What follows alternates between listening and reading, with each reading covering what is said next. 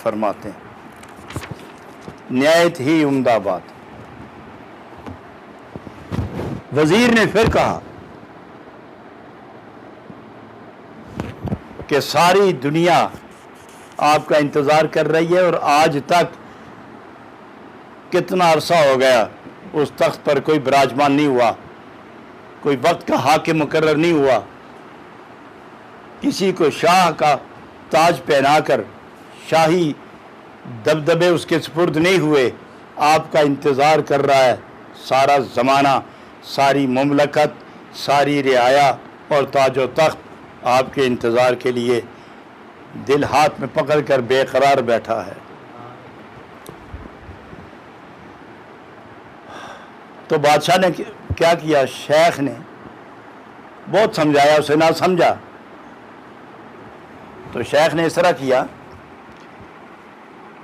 कि वज़ीर मैं चलता हूँ, लेकिन औरतों पर, मर्दों पर, अमीरों गरीबों पर, तंदुरुस्तों बीमारों पर, आज़ाद और पाबंद बजूला पर मेरा हुक्म चलता है।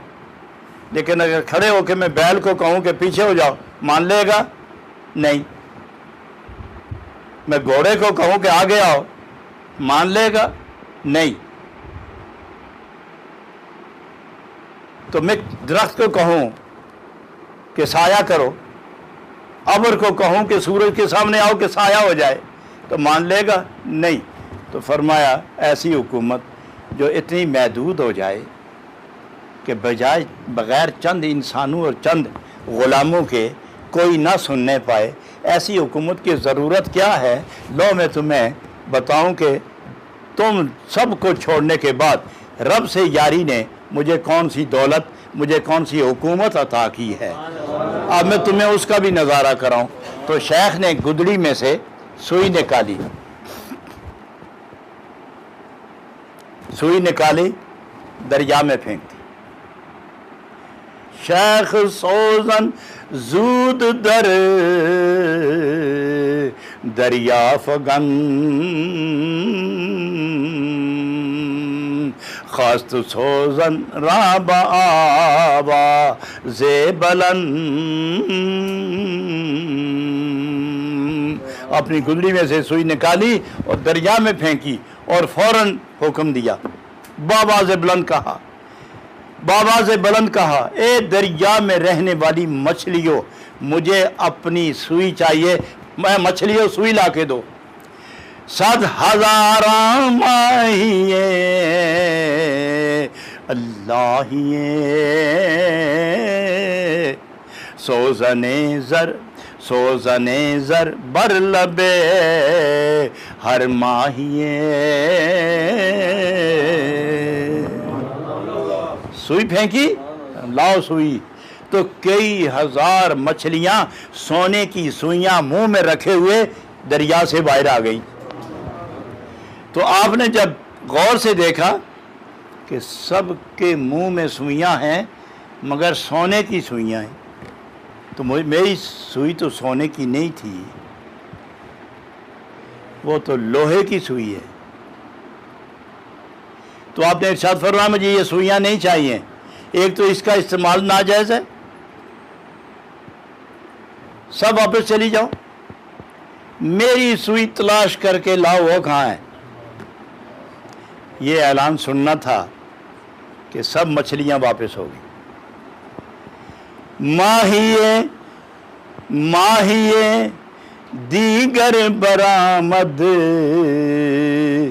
दर ज़मान,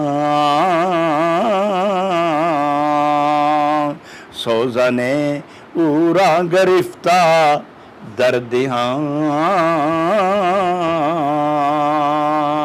सब सुइयां मुंह में रखे हुए वापस हो गई और सारी की सारी फिर दोबारा आई एक जलूस की शक्ल में। तो एक के मुंह में वही लोहे की सुई मौजूद थी, तो उसको पहुंचाने के लिए मछलियों का एक लश्कर आया और बादशाह के इब्राहिम बिन अदम की खिदमत में वो सुई रखकर वापस हो गई।